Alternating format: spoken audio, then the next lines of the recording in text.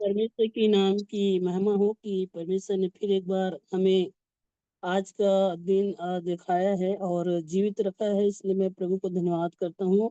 और आप सबसे मैं हाथ जोड़ के क्षमा भी मांगता हूँ कि मैं 2 सप्ताह आपके बीच में मैं नहीं आ पाया, और इसलिए लेकिन आज प्रभु का अनुग्रह से फिर एक बार हम लोग याकूब के पत्री से हम लोग अध्ययन करेंगे। हमने पिछले दिनों में मैंने समाप्त किया था 2 अध्याय का, 1 से 13 तक मैंने समाप्त किया था। आज हम 14 आयत से लेके हम लोग 26 आयत तक को अध्ययन करेंगे।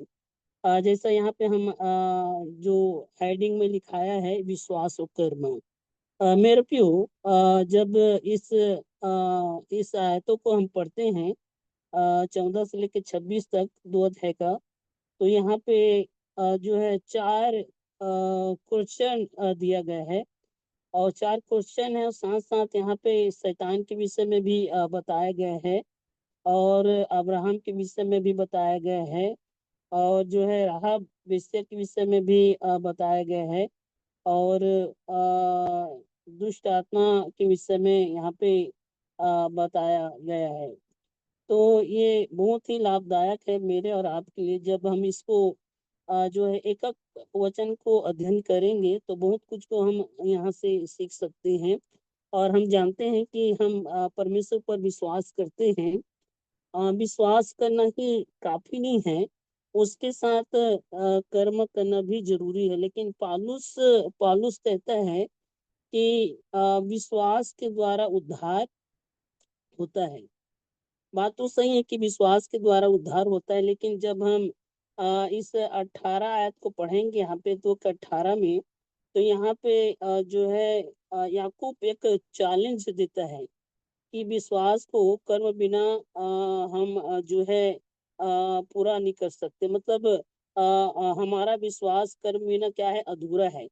तो यहाँ पे एक बात समझ में आता है, हमारा परमेश्वर एक तो है और हम उस पर विश्वास करते हैं, अच्छी बात है, लेकिन उसके साथ साथ हमें उसी प्रकार का जीवन जीना चाहिए।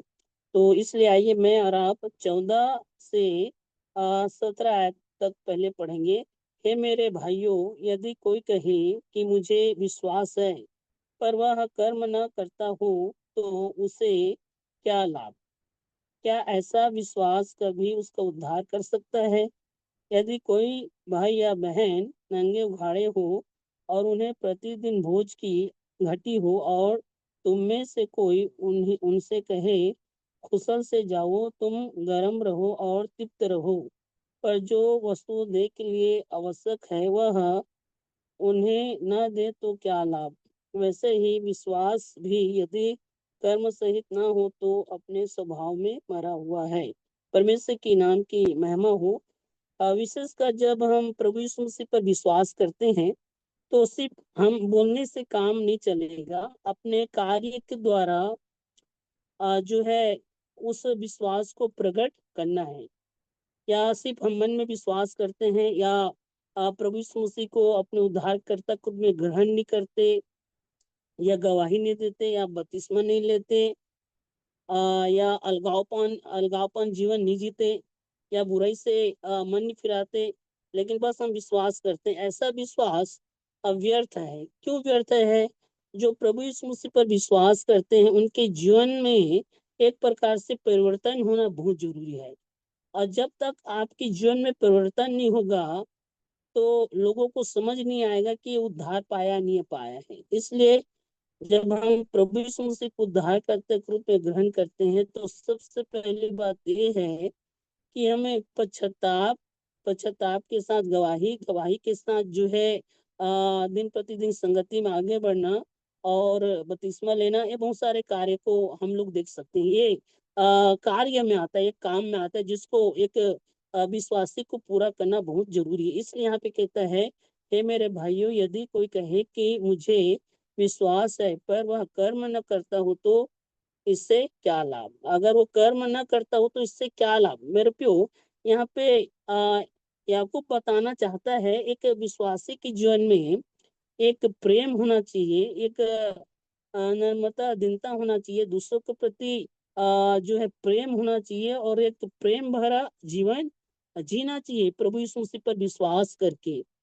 इसलिए यहाँ पे कहता है, यहाँ पे जब हम पढ़ते हैं 15 आयत में, यदि कोई यदि कोई भाई या बहन नंगे घोड़े हो और उन्हें प्रतिदिन भोज की घटी हो और तुम में से कोई उनसे कहे कुशल से जाओ, तो तुम गर्म रहो और तृप्त रहो, पर जो वस्तु देह के लिए आवश्यक है वह उन्हें न दे तो क्या लाभ। अगर जो देह के लिए जो आवश्यक है और वो हम ना दे तो क्या लाभ लिखा है, मतलब ये है आप अपने विश्वास को जो है उनके जीवन अपने विश्वास को भलाई करके जो है प्रभु यीशु मसीह के नाम से भलाई करके उसको प्रकट करना बहुत जरूरी है। और इसलिए यहाँ पे कहते हैं वैसे ही विश्वास भी यदि कर्म सहित ना हो तो अपने स्वभाव में मरा हुआ है। अब जैसे कि मैं आप लोगों को रिक्वेस्ट करता हूँ कि मेरे को ये प्रॉब्लम, मेरे को ये घटी है, ठीक है भाई हम प्रार्थना करेंगे बोल देते हैं, लेकिन आप प्रार्थना नहीं करते हैं तो समझिए जो आपने बोला है वो व्यर्थ है। और जैसे कि आपने बोला है कि हम मदद करेंगे और आप मदद नहीं कर रहे हैं, तो जो आप बोले हैं कि हम मदद करेंगे वो बोलना व्यर्थ है। इसी बात को यहाँ पे बताया है कि विश्वास और कर्म दोनों एक विश्वासी के जीवन में होना बहुत जरूरी है। सिर्फ बोलने से काम नहीं होगा, आपको अपने विश्वास को कार्यों के द्वारा प्रकट करना होगा। अब जैसे कि मैं कहना चाहता हूँ कि मैं खाना खाऊंगा और अगर मैं खाना नहीं खा रहा हूँ तो क्या मेरा पेट भरेगा? नहीं भरेगा। उसी प्रकार है, अगर मेरे को प्यास लग रहा है मैं पानी पीऊंगा, मैं बोल रहा हूँ, लेकिन मैं पानी नहीं पी रहा हूँ, बोल तो रहा हूँ कि प्यास लग रहा है पीऊंगा, लेकिन पी नहीं रहा हूँ, तो मेरा प्यास जो है खत्म नहीं हो सकता। उसी प्रकार एक विश्वासी के जीवन में विश्वास के साथ साथ कर्म करना बहुत जरूरी है। और आज बहुत सारे भाई बहन जो है हम विश्वास करते हैं, हम 5 साल से 3 साल से और 10 साल से विश्वास करते हैं, लेकिन वो मसीह जीवन में आगे नहीं बढ़ पा रहे हैं। ऐसे लोग बोल तो रहे हैं कि हम विश्वास कर रहे हैं, लेकिन जैसे उनके जीवन में एक परिवर्तन होना चाहिए, एक मन फिरा होना चाहिए। जैसे कि हम उसके विषय में पढ़ते हैं, जक्कई के विषय में, उन्होंने प्रभु यीशु मसीह को अपने घर में आने दिया और आने के बाद जो उसने किया वो वाकई में तारीफ के योग्य है। कि कहता है आधी संपत्ति में कंगालों को दे देता हूँ और यदि किसी का अन्याय करके ले लिया हो तो चौगुना फेर देता हूँ। यही है, ये विश्वास जो है कर्म के साथ पूरा होता है। इसलिए यहाँ पे याकूब कहता है वैसे ही विश्वास भी यदि कर्म सहित न हो तो अपने स्वभाव में मरा हुआ है। फिर जब हम पढ़ते हैं 18 और 19-20, तो यहाँ पे जैसा लिखा है, और वरन कोई कह सकता है तुझे विश्वास है और मैं कर्म करता हूँ, तो तू अपना विश्वास मुझे कर्म बिना तो दिखाओ और मैं अपना विश्वास अपने कर्मों के द्वारा तुझे दिखाऊंगा। तुझे विश्वास है कि एक ही परमेश्वर है, तू अच्छा कहता है। दुष्ट आत्मा भी विश्वास करते हैं और थरथराते हैं। यहाँ पे दुष्ट आत्माओं को एक बताया गया। दुष्ट आत्मा वाकई में प्रभु यीशु मसीह पर विश्वास करता है और डरता भी है, और दुष्ट आत्मा प्रभु यीशु मसीह की आज्ञा को भी मानता है। कई सारे देखते हैं, तो वो जो है प्रभु यीशु मसीह ने बोला कि इसमें से निकल जा, तो वो निकल गया, और देख के डरता भी है, उनको पता भी है कि दुष्ट आत्मा जो है कि ये हमारा नाश करेगा, लेकिन उनका विश्वास जो है क्या है, व्यर्थ है। जैसा हम विश्वास करते हैं वैसा वो लोग विश्वास नहीं करते। मतलब शैतान और दुष्ट आत्मा जो है वो लोग, उनका जो काम है वो लोग मन फिराना नहीं चाहते, और साथ ही साथ वो जो है नष्ट होने के लिए बना है, और वो घमंड करते हैं, लेकिन विश्वास तो करते हैं कि ये परमेश्वर का पुत्र है और ये हमें क्या करेगा, एक दिन आनंद नर्क में डाल देगा। उनको पता है, ये भय वाला विश्वास है। लेकिन उद्धार वाला विश्वास होना चाहिए या पश्चाताप वाला विश्वास होना चाहिए, ये विश्वास उनके जीवन में नहीं है। इसलिए यहाँ पे एक उदाहरण दिया है। तो मेरे और आपके जीवन में ये दुष्ट आत्माओं के जैसा जो है विश्वास नहीं होना चाहिए। मेरे और आपका विश्वास वचन के अनुसार होना चाहिए, और वचन के अनुसार हमें जो है आगे बढ़ता बढ़ता रहना चाहिए। दुष्ट आत्मा लोग मन नहीं फिराते। दुष्ट आत्मा परमेश्वर के जो वचन है, जिसको उनको पूरी रीति से पूरा करना चाहिए, उसको पूरा नहीं करता। वो दुष्टता के काम में लगे हुए हैं, इसीलिए यहाँ पे उदाहरण दिया है। और मेरे यहाँ पे जब हम पढ़ते हैं तो कहता है 19 में, तुझे विश्वास है एक ही परमेश्वर है, तू अच्छा कहता है। दुष्ट आत्मा भी विश्वास रखते हैं और थरथराते हैं। देखिए, दुष्ट आत्मा भी विश्वास करते हैं और थरथराते हैं, ऐसा यहाँ पे लिखा है। पर हे निकम्मे मनुष्य, क्या तू यह भी नहीं जानता कि कर्म बिना विश्वास व्यर्थ है। निकम्मे मनुष्य बोला है। कि निकम्मा क्यों बोला है? निकम्मा इसलिए बोला है कि आप वचन पढ़ते हैं, वचन सुनते हैं और सब कुछ जानते हैं, लेकिन वचन के अनुसार जीवन नहीं जीते हैं, इसलिए आप क्या है? निकम्मे मनुष्य, ऐसा यहाँ पे बताया गया है। पर हे निकम्मे मनुष्य, क्या तू यह भी नहीं जानता कि कर्म बिना विश्वास व्यर्थ है। कर्म बिना क्या है? विश्वास व्यर्थ है। इसलिए मेरे और आपके जीवन में दिन प्रतिदिन विश्वास तो करना है परमेश्वर के ऊपर, साथ ही साथ अपने विश्वास को जो है परमेश्वर के वचन के अनुसार जीवन निरंतर हमें जीना चाहिए मसीह जीवन में।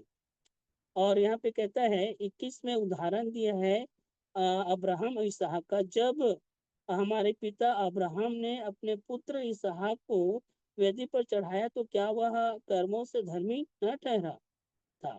देखिए, यहाँ पे एक उदाहरण दिया है अब्राहम के समय, जब परमेश्वर ने जो उत्पत्ति 22 अध्याय में परमेश्वर ने उसको दर्शन दिया, तो उन्होंने परमेश्वर के ऊपर विश्वास किया। विश्वास के साथ साथ वो जो कार्य है वेदी पर चढ़ाने का, परमेश्वर की आज्ञा का पालन करने का, वहाँ पे हम 22 अध्याय में हम देख सकते हैं। हम पिछले सप्ताह में, पिछले महीनों में ऑलरेडी अब्राहम के विषय में हमने उत्पत्ति से अध्ययन किए हैं। तो वहां पे वो कर्म के द्वारा जो है विश्वास के साथ कर्म किया, इसी कारण अब्राहम क्या ठहरा? धर्मी ठहरा। अगर वो अब्राहम परमेश्वर के ऊपर बस विश्वास करता और उसके जो है अपने विश्वास को कर्म के साथ वो नहीं करता, तो उसका विश्वास क्या है? व्यर्थ है। उसी प्रकार मेरे प्रियो, हमें इस मसीह जीवन में परमेश्वर के कार्य को दिन प्रतिदिन हमें निरंतर करते रहना चाहिए। और जैसा इफिसियों के पत्री में हम पढ़ते हैं एक अध्याय में, तो वहां पे 3 बातों को बताया है। एक अध्याय का जब हम पढ़ेंगे 18, 19, 22, 23 आयतों को, तो वहां पे बताया गया है तुम्हारा चाल चलन मसीह के शुभ समाचार के योग्य हो, ये कार्य में आता है। और वहां पे लिखा है केवल उस पर विश्वास न करो, परंतु उसके लिए दुख भी उठाओ, लिखा है। ये भी कार्य में, कर्म में आता है। और फिर उसके बाद लिखाया है कि उसके लिए परिश्रम करो। ये किस में आएगा? ये साथ साथ वो कर्म में ही आता है। जब हम प्रभु के लिए परिश्रम करते हैं, प्रभु के लिए दुख उठाते हैं, तो ये सारे जो काम जो जो कर्म में ये सारे बात आता है। इसलिए मेरे प्रियो, हमारे जीवन में विश्वास के साथ साथ हमें कर्म करना बहुत जरूरी है। और यहाँ पे जब हम 21 में पढ़ते हैं अब्राहम के विषय में, याकूब 2 का जो है 21 में, तो यहाँ पे अब्राहम के विषय में उदाहरण दिया जैसे मैंने बताया। तो अब्राहम जो है विश्वास के साथ साथ क्या किया? अपने विश्वास को कर्म के साथ सिद्ध किया और प्रकट किया। और यहाँ पे जब हम 22 में पढ़ते हैं, अतः तूने देख लिया कि विश्वास ने उसके कामों के द्वारा मिलकर प्रभाव डाला, और कर्मों से विश्वास सिद्ध हुआ। कर्मों से क्या हुआ? विश्वास सिद्ध हुआ। इसलिए मैं और आप इस बात को नोट कर ले, जान ले अच्छी रीति से। अगर हम सिर्फ वचन पढ़ रहे हैं और वचन सुन रहे हैं, लेकिन वचन के अनुसार जीवन नहीं जी रहे हैं, वो कार्य को नहीं कर रहे हैं जो परमेश्वर के वचन में लिखा है, तो हमारा विश्वास भी क्या है? व्यर्थ है। इसलिए यहाँ पे 22 में कहता है। और 23 में कहता है, और पवित्र शास्त्र क्या यह वचन पूरा हुआ? अब्राहम ने परमेश्वर का विश्वास किया और यह उसके लिए धर्म गिना गया, और वह परमेश्वर का मित्र भी कहलाया गया। परमेश्वर का मित्र कहलाया गया, ऐसा यहाँ पे हम पढ़ते हैं। कौन? अब्राहम। क्यों? क्योंकि उन्होंने परमेश्वर पर सिर्फ विश्वास नहीं, बल्कि विश्वास के साथ साथ जो है अपने विश्वास को कर्मों के द्वारा उन्होंने प्रकट किया। जैसा परमेश्वर उसको बोलता गया वैसा वो करता गया, करता गया, करता गया। चाहे दुख आया या तकलीफ आया, परीक्षा आया, लेकिन उन्होंने अपने विश्वास को कर्म के साथ पूरा किया। इसलिए वो परमेश्वर का एक मित्र कहलाया, ऐसा हम 23 आयत में यहाँ पे देख सकते हैं। और फिर उसके बाद यहाँ पे 24 आयत में पढ़ते हैं तो लिखा है, इसी प्रकार तुमने देख लिया है कि मनुष्य केवल विश्वास से ही नहीं वरन कामों से भी धर्मी ठहरता है। वैसे ही राहाब वेश्या भी जब उसने दूधों को अपने घर में उतारा और दूसरे मार्ग से विदा किया तो क्या कामों से धर्मी न ठहरी? अतः जैसे देह आत्मा बिना मरी हुई है, वैसे ही विश्वास भी कर्म बिना मरा हुआ है। यहाँ पे राहाब वेश्या के विषय में हम देखते हैं तो उन्होंने जो इस्राएली लोग थे, उनको उन्होंने अपने घर में एक छुपने का स्थान दिया, क्योंकि उनको पता था ये जीवते परमेश्वर के लोग हैं। अगर मैं इनको जो है बचाऊंगा तो जरूर ये मेरे लिए जो है आशीष का कारण होगा, या मेरे लिए जो है मेरे जीवन के लिए जो है लाभदायक होगा। इसलिए उन्होंने क्या किया, उनको छुपाया और दूसरे मार्ग से उनको निकाला। और वाकई में जब उसको युद्ध करने के लिए गया, उसको नाश करने के लिए गया, तो राहाब वेश्या को क्या किया उन्होंने, इसराइल लोगों ने उनको जो है घात नष्ट नहीं किया, उनको छोड़ दिया। इसलिए मेरे और आपके भी जीवन में कर्म होना बहुत जरूरी है। जैसा कि यहाँ पे हम अभी पढ़े हैं 26 में, अतः जैसा देह आत्मा बिना मरी हुई है, वैसे ही विश्वास भी कर्म बिना मरा हुआ है। देखिए बॉडी जो देह है, अगर उसके अंदर में आत्मा नहीं है तो क्या है, वो मरा हुआ है, मतलब एक डेड बॉडी के समान है। अब सोचिए, इतना बड़ी बात यहाँ पे कहा गया है। आप विश्वास कर रहे हैं लेकिन कर्म नहीं कर रहे हैं, तो इसका मतलब क्या है, आप डेड बॉडी है, मतलब आपके अंदर आत्मा नहीं है। इसलिए मेरे प्यो, मेरे और आपके जीवन में विश्वास के साथ साथ कर्म करना बहुत जरूरी है। और जैसे कि एक पक्षी का, हर एक पक्षी का दो पंख रहता है, एक पंख से वो उड़ नहीं सकता है। उसी प्रकार से हम विश्वास करेंगे और कर्म नहीं करेंगे तो हम स्वर्ग के भागीदार नहीं बन सकते। क्योंकि जो है आकाश में उड़ने के लिए पंछियों को दो पंख दिया है ताकि वो उड़ सके। उसी प्रकार जो है मेरे और आपके लिए विश्वास के साथ साथ कर्म करना बहुत ही जरूरी है। तो इसलिए हमारे जीवन में क्या होना चाहिए, विश्वास के साथ साथ कर्म करना बहुत जरूरी है। इसलिए आप अपने जीवन को देखें, टटोलें, जांचें, परखें, क्या मैं सिर्फ घर में सिर्फ बैठ के विश्वास कर रहा हूँ, या प्रभु के लिए दुख उठा रहा हूँ, या प्रभु के लिए कार्य कर रहा हूँ। इन बातों को भी आपको समझना है। और जो परमेश्वर के वचन के अनुसार है, जैसा जीवन जीना चाहिए वैसा जीवन जीना। देखिए शैतान जो है, शैतान विश्वास करता है और जहां तक वो आज्ञा भी मानता है, लेकिन जैसा उद्धार पाने का विश्वास होना चाहिए या उद्धार पाने का कार्य उसके जीवन में होना चाहिए, वो नहीं है। वो घमंड करता है, वो दुष्टता करता है, वो मन नहीं फिराना चाहता। लेकिन परमेश्वर मुझे और आपसे प्रेम करता है, वो चाहता है हम मन फिराएं, उसके परमेश्वर के बातों को हम माने और उस पर विश्वास करके एक अच्छा मसीह जीवन जिए जो कर्म में आता है। इसलिए प्रभु सहायता करे। और जब हम यहाँ पे 3 अध्याय पढ़ेंगे तो 3 अध्याय में विशेषकर जो है एक एक जीव को वश में करने के विषय में बताया गया है। हम इस 3 अध्याय को भी हम आज अध्ययन करेंगे। जैसा कि इस 3 अध्याय में प्रमुख जो विषय है, एक तो उपदेशक के विषय में बताया गया है और साथ ही साथ जीव के विषय में बताया गया है। मेरे प्यो, यहाँ पे जैसा 1 और 3 में 1 से लेकर 3 तक पढ़ेंगे। याकूब 3 अध्याय का 1 से 3 तक। हे मेरे भाइयों, तुम में से बहुत उपदेशक न बने, क्योंकि जानते हो कि हम उपदेशक और भी दोषी ठहरेंगे। परमेश्वर की नाम की महिमा हो। कि कहते हैं मेरे भाइयों, तुम में से बहुत उपदेशक न बने। हम जो है जो यहूदी लोग हैं, इसराइली लोग हैं, उपदेशक बनने के लिए सबसे पहले जो है वो लोग, उनका उनको एक अच्छा उपदेशक के पास रह के चेला बनना पड़ता था, करीब काफी साल तक। और जब वो सारे बातों में पास हो जाता था, जब जाके उसको एक उपदेशक का पद भी मिलता था। और कम से कम उनको कम से कम 30 साल का होना बहुत जरूरी है उस समय में। और 30 साल बिना कोई भी उपदेशक नहीं बन सकता है। इसलिए यहाँ पे जब हम पढ़ते हैं तो लिखाया है कि यहूदी लोगों के व्यवस्था के अनुसार एक उपदेशक बनने के लिए बहुत साल तक एक बड़ा उपदेशक के चेला बनना होता था।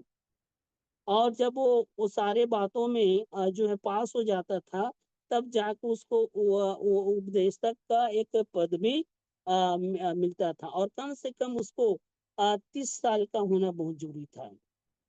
और साथ ही साथ 30 साल हो जाने के बाद परीक्षा में विजय पाना बहुत जरूरी होता था। उपदेशक लोग उसके ऊपर हाथ रखते थे, और हाथ रखकर जो उपदेशक को पद भी जो है मिलता था और नियुक्त करते थे।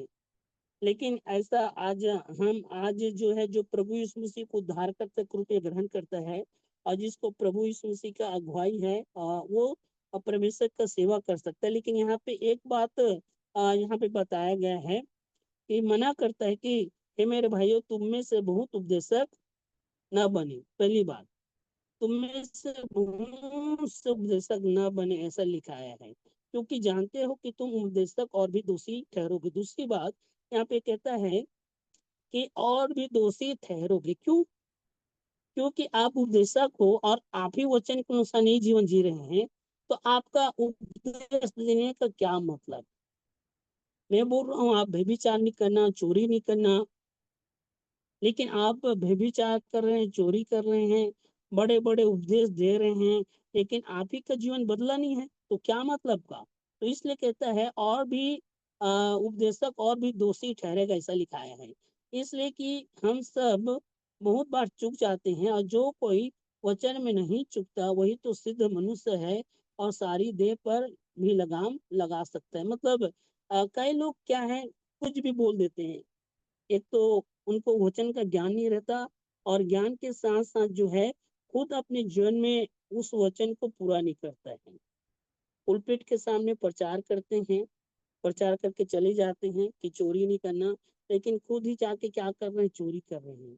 और बहुत सारा इससे बात है जिसमें क्या हो जाता है, चुक जाता है वचन के अनुसार। इसलिए यहाँ पे कहता है, इसलिए कि हम सब बहुत बार चुक जाते हैं, और जो कोई वचन में नहीं चुकता वही तो सिद्ध मनुष्य है, और सारी देह पर भी लगाम लगा सकता है। सारी देह पर लगाम लगा सकता है। एक जो है हमारा जो उपदेश करने का जो तरीका है, या बोलने का जो तरीका है, ये हमारा जीभ से चालू होता है। हम जीभ में बड़ी बड़ी बातें बोलेंगे, और वैसा हमारा जीवन नहीं रहेगा, तो कोई काम का नहीं है। और कहता है सारी देह पर भी लगाम लगा सकता है। 3 आयत कहता है, जब हम अपने वश में करने के लिए घोड़े को मुंह में लगाम लगाते हैं, तो हम उनकी सारी देह को भी घुमा सकते हैं। एक घोड़ा के विषय में बताया है, घोड़ा के मुंह में लगाम होना बहुत जरूरी है, और उसी के द्वारा जो है घोड़ा चलता है, संभलता है, और दिशा चाहे उधर घोड़ा को ले सकते हैं। इसलिए बेलगाम घोड़े के जैसा हमारा स्वभाव नहीं होना चाहिए।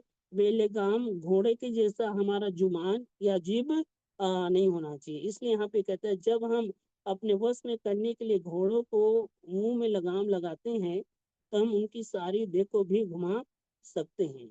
इसलिए मेरे क्यों, मैं और आप कभी भी जो है वचन बोले या कुछ भी बात बोले, सोच समझ के मुझे और आपको जो उपदेश देना चाहिए, और साथ ही साथ सोच समझ के हमें उन बातों को बोलना चाहिए जो उचित है और अच्छा है।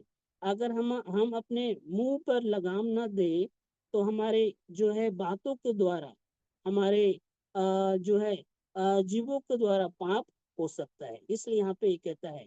और 4 में कहता है, देखो जहाज भी यद्यपि ऐसा बड़े होते हैं और प्रचंड आयु से चलाया जाते हैं, तो भी एक छोटी सी पतवार के द्वारा मांझी की इच्छा के अनुसार घुमाया जाता है। यहाँ पे एक जहाज के विषय में बताया गया है, एक मांझी के विषय में बताया गया है और एक पतवार के विषय में बताया गया है, ताकि हम इस बात को देख सके कि वो किस प्रकार जहाज को नियंत्रण करता है। वैसे ही जीभ भी एक छोटा सा अंग है और वो बड़ी बड़ी डींगे मारती है। देखो, थोड़ी सी आग से कितने बड़े वन में आग लग जाती है। ये जीभ ऐसा चीज है कि हम एक बार जो बोल दे वो दोबारा आपस नहीं आएगा। इसलिए सोच समझ के बोलना बहुत जरूरी है। और इसलिए यहाँ पे कहता है, वैसे जीभ भी एक छोटा सा अंग है और बड़ी बड़ी डींगे मारती है। देखो, थोड़ी सी आग से कितने बड़े वन में आग लग जाती है। मतलब जीभ को एक लगाम के विषय में बताया गया है, एक पतवार के विषय में बताया गया है और एक आग के विषय में बताया गया है। मतलब एक छोटा सा जो है माचिस की तिल्ली पूरे जंगल को आग लगा सकता है। वैसे ही ये छोटा सा जो अंग है, जीभ है, ये जीभ भी क्या कर सकता है, जीवन शैली में आग लगा सकता है। कि आपके बोलने से किसी को कितना दुख होता है, कितना प्रॉब्लम होता है, इसको सोचना चाहिए, है ना। तो इसलिए यहाँ पे कहते हैं, वैसे ही जीभ भी एक छोटा सा अंग है और बड़ी बड़ी डींगे मारती है। देखो, थोड़ी सी आग से कितने बड़े वन में आग लग जाती है। जीभ भी एक आग है। जीभ हमारे अंगों में अधर्म का एक लोक है और सारी देह पर कलंक लगाती है और जीवन गति में आग लगा देती है और नरक कुंड की आग से जलती रहती है, नरक कुंड की आग से जलती रहती है, ऐसे यहाँ पे अब बताया गया है। इसलिए मैं क्यों परमेश्वर के वचन में हम पढ़ते हैं कि परमेश्वर जो है हर एक बातों का लेखा लेगा, जो हमारे जो है मुंह से निकलता है, जीभ से निकलता है, हर एक बातों का लेखा लेगा। परमेश्वर ने ये जो हमें जीव दिया है, तो सिर्फ स्वाद को चखने के लिए नहीं, बल्कि उसकी महिमा करने के लिए और उसकी सही बातों को बताने के लिए परमेश्वर ने ये जीव को हमें दिया है। और अपने जीव को लगाम लगाना बहुत जरूरी है।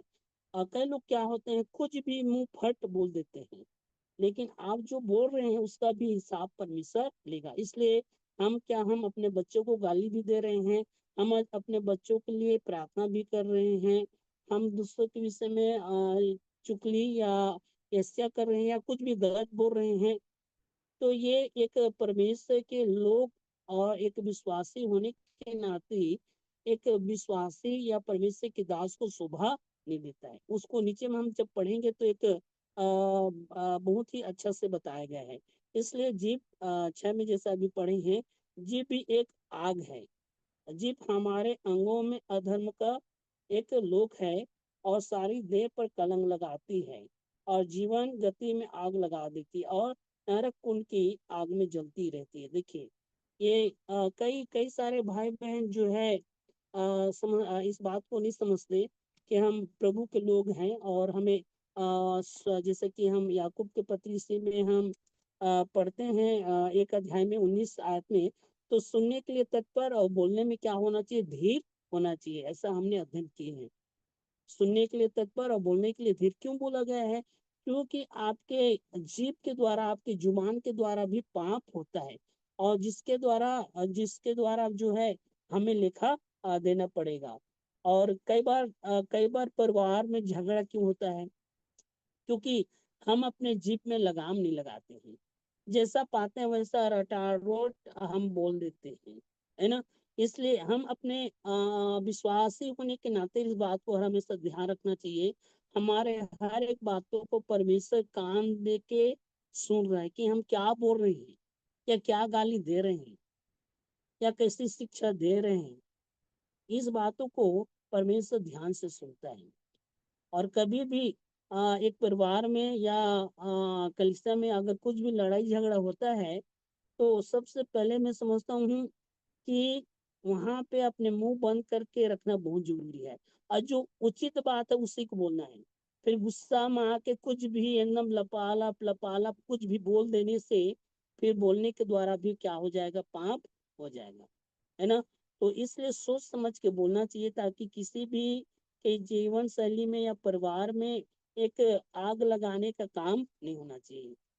जैसा मैंने एक बार शायद तक बताया होगा, कई सारे ऐसे भाई बहन हैं जो अपने पिता के खुद को पिताजी को अपने जो है अपने लोगों के अपने अपने दोस्तों के बीच में गांव देहात के जाए रहते हैं, तो मेरा पहचान का है या ये हमारा नौकर है, ऐसा बोल देते हैं।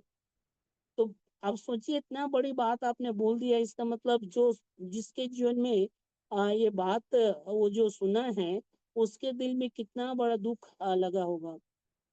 इसलिए आप जो है सच्चाई को बोलना बहुत जरूरी है। और कई सारे भाई बहन झूठ भी बोल देते हैं, है ना।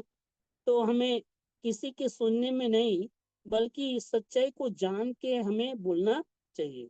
कई लोग हमारे ऊपर में गलत आरोप भी लगा देते हैं, लेकिन मुझे और आपको किसी के विषय में गलत आरोप नहीं लगाना है। सच्चाई को जानकर समझ के हमें आरोप लगाना चाहिए, क्योंकि गलत आरोप लगाने से आप दोषी ठहरेंगे। इसलिए, और कभी भी अपने मुंह से कुछ ऐसी बात ना निकाले जिसके द्वारा परमेश्वर के नाम की निंदा हो, या जिसके द्वारा आप वो पाप में गिनती आए। इसलिए मेरे प्यो, हमारे ये जो जीप है या ये हमारा मुंह है, इसमें लगाम लगाना बहुत जरूरी है। और सही रीति से इसको जो है सही बातों को हमें बोलना चाहिए। और किसी के प्रति जो है या लड़ाई करने की बात या गाली देने के बाद या छल की बातें, ऐसा हमारे मुंह से कभी भी नहीं निकलना चाहिए। 7 आयत में जब हम पढ़ते हैं तो यहाँ पे कहता है, क्योंकि हर एक प्रकार के वन पशु पक्षी और रहने वाले जीव जंतु और जलचर तो मनुष्य जाति के वश में हैं, हो सकते हैं और हो भी गए हैं, परंतु जीव को मनुष्य में से कोई वश में नहीं कर सकता। वह एक ऐसा बला है जो कभी रुकती नहीं, वह प्राणनाशक विष के भरी हुई है। प्राणनाशक विष से क्या हुआ है, भरी हुई लिखा है यहाँ पे। इसलिए मुझे और आपको अपने जीव के ऊपर जो है लगाम लगाना बहुत जरूरी है ना। और जब हम लगाम नहीं लगाएंगे ना, तो उसका लेखा परमेश्वर हमें देगा। और जब हम पढ़ेंगे तो यहाँ पे विशेषकर पढ़ेंगे तो बहुत सारा इसे जीव के विषय में बताया गया है। अगर हम एक एक पढ़ेंगे तो बहुत समय लगेगा। फिर भी मैं नीति वचन में हम पढ़ते हैं 17 के 20 में, उलट फेर की जीप, उलट उलट फेर की बात करने वाला जीप, है ना। आपके पास कुछ और बोलेगा, दूसरे के पास जाके और कुछ बोलेगा। और साथ ही साथ दुष्टता की जीप, मतलब दुष्टता की बातें नीति वचन 17 का 4 में पढ़ते हैं, तो वहां पे एक दुष्टता की बातें को बताया गया है। दुष्ट लोग कैसे रहते हैं, सिर्फ वो लोग दुष्टता की बात करते हैं ताकि किस प्रकार आतंक फैलाएं, किस प्रकार गड़बड़ी करें, किस प्रकार ठट्ठा में उड़ाएं, किस प्रकार जो है गलत कामों को आगे बढ़ाएं। ऐसा दुष्टता का जीप है, जिनके मुंह से बस दुष्टता के ही बात निकलता है। इनको कितने भी बार समझाओ, ऐसा नहीं बोलना है, गाली नहीं बकना है, तो गाली देना भी उनके लिए क्या हो गया है, एक प्रकार के रूटीन बन गया है। रे से बात नहीं बनेगा, बे से बात नहीं बनेगा, और गंदे गंदे गाली मुंह से निकलता रहता है ना। मैं और आप समझदार है, मैं बोलना नहीं चाहता। कई लोग तो महाकसम खाते रहते हैं हर बार। कई लोग जो है गाली निकालते रहते हैं, गंदी गंदी गाली हर बात दिन में निकालते रहते हैं। कई सारे ऐसे मसीह भाई बहन भी है जो अपने मुंह से इसी प्रकार के दुष्टता के जैसा कार्य अपनी जीभ का इस्तेमाल करते हैं। फिर हम कुछ अच्छी जीप के विषय में भी हम पढ़ सकते हैं। इसी अवसर पर कहने वाला जीप, मतलब अवसर के समय सही बातों को बोलने वाला, है ना। नीति वचन 15 के 23 में पढ़ेंगे तो यहाँ पे बताया गया है कि सही समय में सही बात बोलने वाला।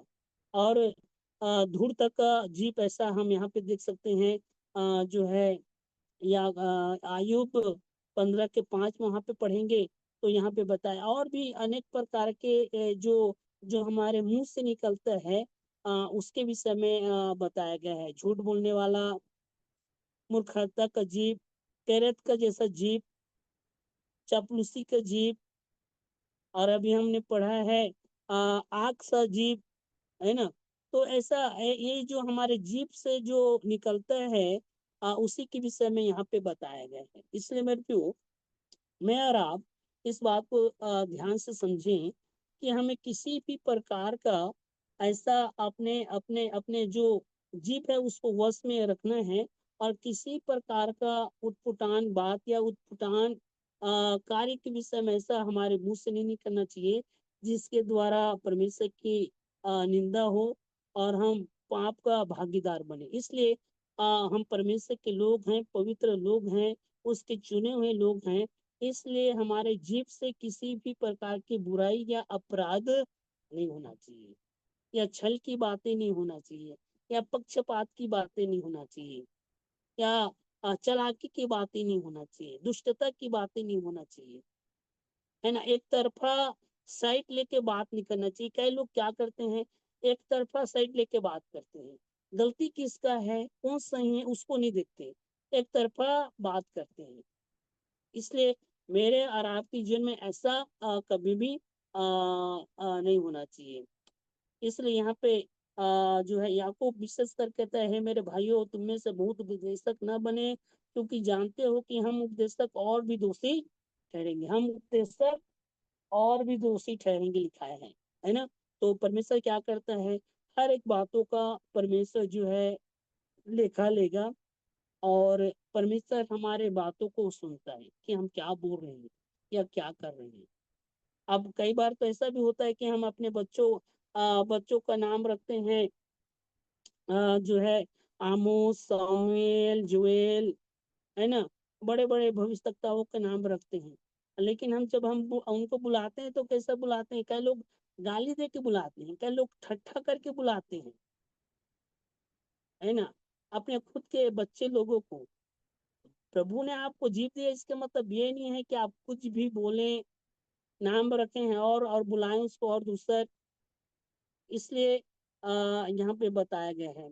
हम लोग भी ऐसा कभी कभी अपने बच्चों को इस प्रकार के अजीब नामों से पुकारते हैं, ऐसा हमारे जुर्म में नहीं होना चाहिए। फिर उसके बाद हम यहाँ पे देखते हैं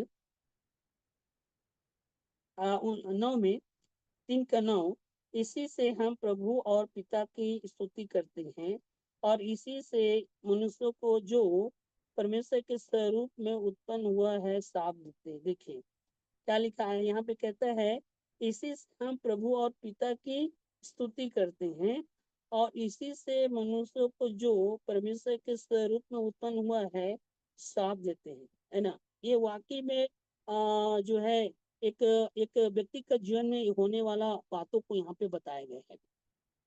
हम परमेश्वर की स्तुति करते हैं, परमेश्वर का धन्यवाद करते हैं, वचन से संदेश देते हैं, हम प्रार्थना करते हैं, फिर बाद में गाली बकते हैं, फिर बाद में दुष्टता करते हैं और किसी को श्राप देते हैं।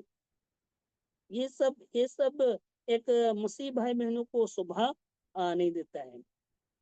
और 10 में कहता है, एक ही मुंह से धन्यवाद और साप दोनों निकलते हैं। हे मेरे भाइयों, ऐसा ना होना चाहिए। हे मेरे भाइयों, ऐसा नहीं होना चाहिए। एक ही मुंह से जो है एक ही मुंह से धन्यवाद और एक ही मुंह से साप, ऐसा नहीं होना चाहिए, लिखाया है। और 11 में कहता है, क्या सोते का एक ही मुंह से मीठा और खरा जल दोनों निकल सकता है। एक प्रश्न यहाँ पे दिया, एक एक सोते से खरा और मीठा दोनों निकल सकता है क्या? नहीं, निकलेगा तो खरा निकलेगा, या खरा नहीं निकलेगा तो मीठा निकलेगा, दोनों प्रकार का नहीं निकलेगा। लेकिन हम जो प्रभु के लोग हैं, जो विश्वासी भाई बहन हैं, उनमें दोनों प्रकार के मीठा भी और जो है यहाँ पे बताया गया है खरा भी निकलता है। ऐसा नहीं होना चाहिए, ऐसा लोग दो चित्ते लोग हैं। इसलिए यहाँ पे कहता है, क्या सोते के एक ही मुंह से मीठा और खरा दोनों निकल सकता है। ये मेरे भाइयों, क्या अंजीर के पेड़ में जैतून या दाखलता की लता में अंजीर लग सकता है? वैसे ही खरे सोते से मीठा पानी नहीं निकल सकता। यहाँ पे आप लोग समझ रहे होंगे, यहाँ पे विशेषकर उदाहरण दिए अंजीर के पेड़ के विषय में, जैतून के विषय में और दाखलता के विषय में। ये तीनों का एक आत्मिक अर्थ है। अगर हम गहराई से जाएंगे, जो अंजीर का जो पेड़ है ये बहुत ही लाभदायक है शरीर के लिए। जैतून का पेड़ भी क्या है, लाभदायक है शरीर के लिए। दाखलता भी क्या है, लाभदायक है। लेकिन अंजीर के पेड़ में और अलग प्रकार के फल नहीं लग सकता। जैतून के पेड़ में भी अलग प्रकार का फल नहीं लग सकता। दांत की लता में भी अलग प्रकार के फल नहीं लग सकता। लेकिन आज वर्तमान में मसीह भाई बहनों के जीवन में जो है इस प्रकार का अंजीर का पेड़ तो है, लेकिन उसमें गलत फल लग रहा है। कहने का मतलब आप समझ सकते हैं, जैसा हम बोलते हैं वैसा जीवन नहीं जीते हैं, दोहरा जीवन जीते हैं। इसलिए यहाँ पे कहता है, मेरे भाइयों, क्या अंजीर के पेड़ में जैतून या दाख की लता में अंजीर लग सकता है? वैसे ही खरे सोते से मीठा पानी निकल सकता है ना? नहीं निकल सकता है। इसलिए मेरे और आपके भी जीवन में इस प्रकार के जो शब्द है, वो शब्द हमारा अच्छा ही निकलना चाहिए। इस प्रकार के एक ही पल में मीठा और एक ही पल में खरा नहीं होना चाहिए, है ना? जैतून के पेड़ में अंजीर का फल नहीं लग सकता। और जैतून के पेड़ में अंजीर का फल नहीं लग सकता। दाग की लता में जैतून का फल नहीं लग सकता। वैसे ही हमारे भी जीवन में जो है, हमारा जो जीप है उसके द्वारा परमेश्वर के नाम की महिमा होना चाहिए। और हमारे जीपों के द्वारा कभी भी पाप नहीं होना चाहिए। इसलिए सोच समझ के हमें बोलना चाहिए। इसलिए प्रियो, यहाँ पे तीन फलों के विषय में, तीन पेड़ों के विषय में बताया। अंजीर का जो फल है वो शरीर के लिए कितना लाभदायक है ना? परमेश्वर ने हमें वचन दिया है, ज्ञान दिया है। हमें सही बातों को सिखाना है, लोगों को सही दिशा देना है। नफरत की बात या गाली गलौज या छल की बातें हमारे जीभ से कभी भी नहीं निकलना चाहिए।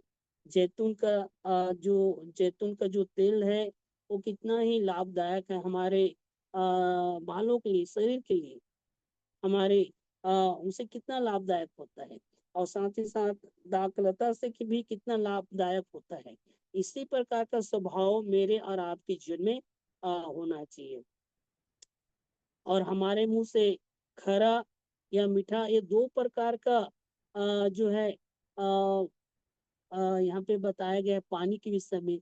ऐसा कार्य हमारे जीवन में नहीं होना चाहिए। एक ही मुंह से धन्यवाद और एक ही मुंह से श्राप, ऐसा हमारे जीवन में नहीं होना चाहिए। इसलिए यहाँ को विशेषकर इस 3 अध्याय को जो है विशेष करके एक व्यक्ति का जीवन में, एक विश्वासी के जीवन में जो छोटा सा अंग है उसके विषय में बताया, वो जीभ के विषय में बताया गया है।